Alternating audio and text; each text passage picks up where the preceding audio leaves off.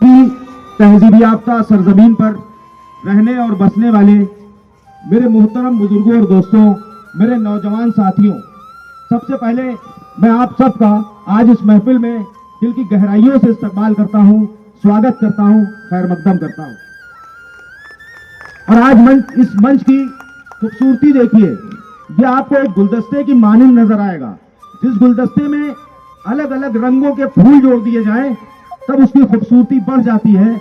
और आज इसी तरह ये मंच, जिस मंच पर अलग अलग समुदायों, अलग धर्म, पंथ, मजहब से आने वाले लोग एक मंच, एक झंडे के नीचे आकर एक हो जाते हैं, इसे हिंदुस्तान कहते हैं। और इस मंच पर वो लोग बैठे हैं जिनकी पेशानियों से इल्म और अदब की किरणें फूट रही हैं, जिसमें सबसे पहले सनातन धर्म पर सच्ची आस्था और निष्ठा रखने वाले पुरुषोत्तम श्री राम और श्री कृष्ण के आदर्शों को सामने रखकर अपनी जिंदगी गुजर बसर करने वाले और लोगों को सच्चाई का मार्ग दिखाने वाले प्राचीन हनुमान मंदिर के महंत पंडित नीरज अवस्थी जी का मैं इस मंच पर बहुत इस्तकबाल करता हूं, स्वागत करता हूं। साथ ही साथ एक ऐसी शख्सियत जो गुरु नानक देव जी के दिखाए गए मार्ग पर खुद भी चलते हैं तथा पवित्र ग्रंथ गुरु ग्रंथ साहिब के भजनों के माध्यम से लोगों को एक बेहतर मार्ग दिखाते हैं, ऐसी शख्सियत निशादगंज गुरुद्वारा के प्रमुख आदरणीय गुरु जी, ज्ञानी गुरु जी का मैं बहुत इस्तकबाल करता हूं, स्वागत करता हूं। अब एक और शख्सियत जिन्होंने कुरान को हिफ्ज किया, एक एक हर्फ को अपने सीने में उतारने वाले और हुजूर सल्लल्लाहु अलैहि वसल्लम के बताए हुए सच्चाई, हक़गोही और ईमानदारी के रास्ते पर लोगों की चलने की हिदायत देने वाले मासूम नूरी साहब यहां पर आए, मैं उनका भी बहुत इस्तकबाल करता हूं। साथ ही साथ अब एक ऐसी शख्सियत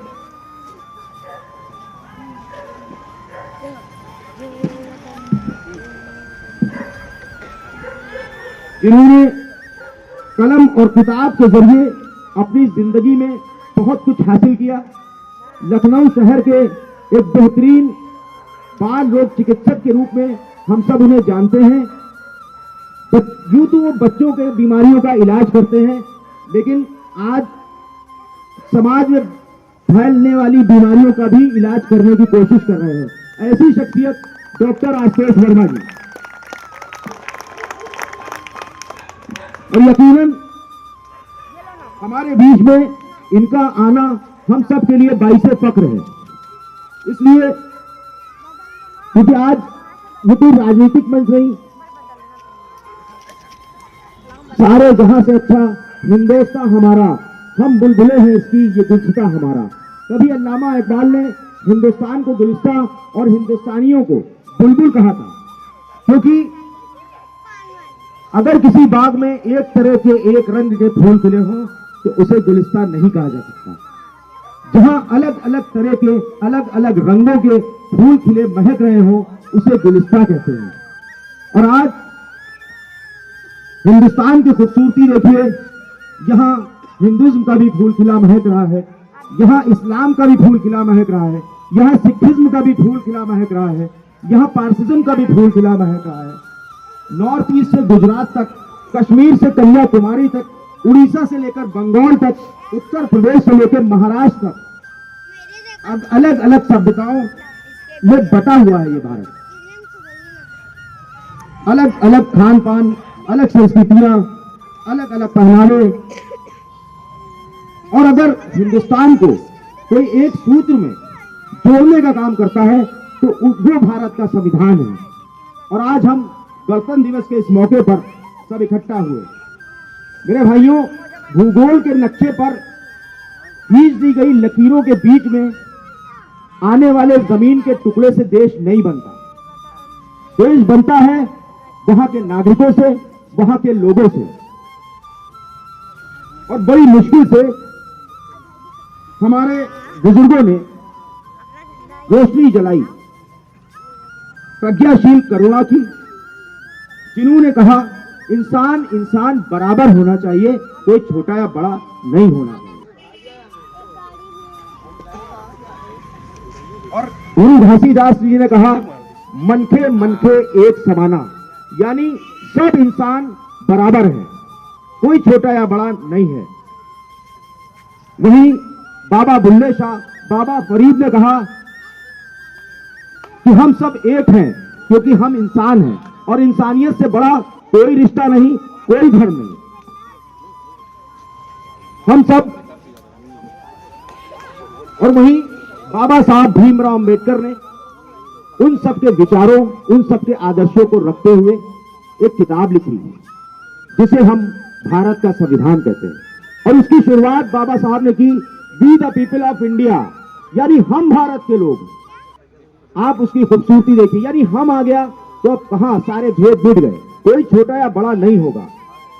सबसे बड़ा अगर कोई धर्म है तो वो इंसानियत का है।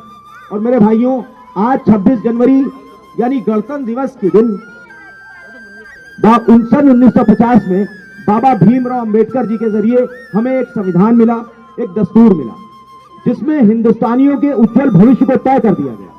भारत की सरहदों सीमा में रहने और बसने वाला हर नागरिक मादरे वतन का बेटा है। मादरे वतन की गोद में उसे फलने फूलने का पूरा हक है। मंदिर, मस्जिद, गिरजा और गुरुद्वारा इस मुल्क की एकता की शान है। मेरे भाइयों, हमारे मुल्क का संविधान हमारे लिए चांद है, हमारे मुल्क का संविधान हमारे लिए सूरज है, जो इस मुल्क में अंधेरे में रहने वाले को हमेशा उजाले की राह दिखाता रहा है।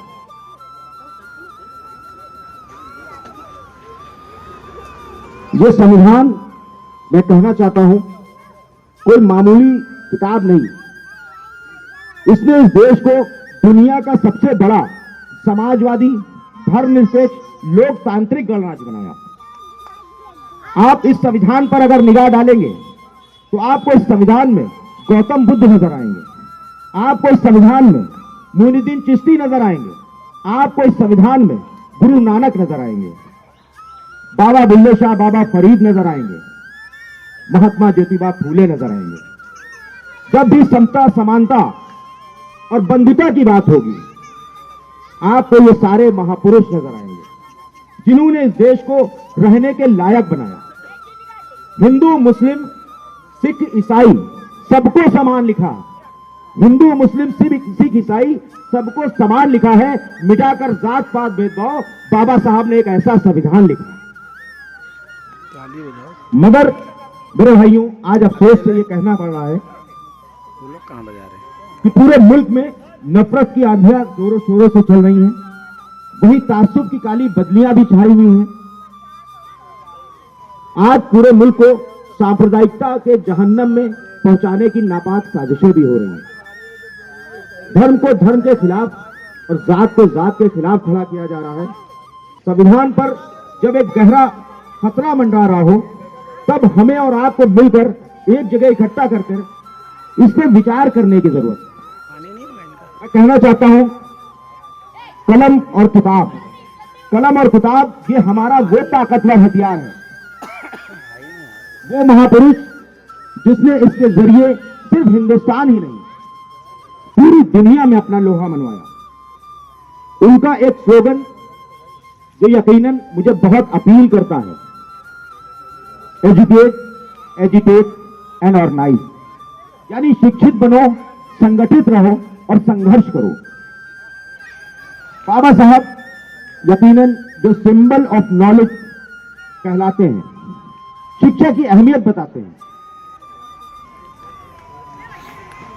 कि शिक्षा गुलामी की जंजीरों को तोड़ने का एक जरिया है। शिक्षा के जरिए, कलम और किताब के जरिए इस दुनिया को हम एक खूबसूरत, इस दुनिया में हम एक खूबसूरत दुनिया बना सकते हैं, जहां न्याय की बात हो, जहां समता की बात हो, जहां धर्मनिरपेक्षता की बात हो। ऐसा ख्वाब देखने वाले बाबा साहब को हर मन से याद किया जाना चाहिए और हर कार्यक्रम में यह संकल्प लिया जाना चाहिए कि आज जब बच्चों के हाथों में तलवारें पकड़ाई जा रही हो तो हमें उनके हाथों में तेज कलम देने की जरूरत है, ताकि हम आने वाली नस्लों को एक पैगाम दे सके।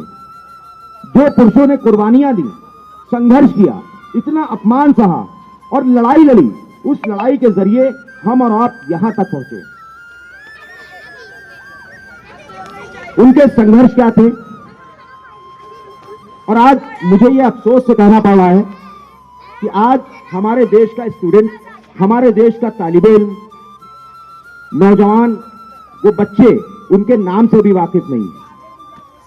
आज के दिन लोग जगह जगह कर रंगारंग कार्यक्रम कर रहे हैं, क्रिकेट मैच के आयोजन हो रहे हैं, तमाम तरह के, और ये भी एक जरिया है लोगों को एक दूसरे के साथ जोड़ने का। लेकिन जैसे लगता है कि हमारे लोग आज अपनी आंखें बंद किए हुए हैं, वो अपने अपने एंटरटेनमेंट में लगे हैं। आप तेज हवाओं के साथ उनके आशियानों की तक बढ़ रही है। और देखिए, दो पस मंजर हैं जिंदगी गुजारने के। जो हो रहा है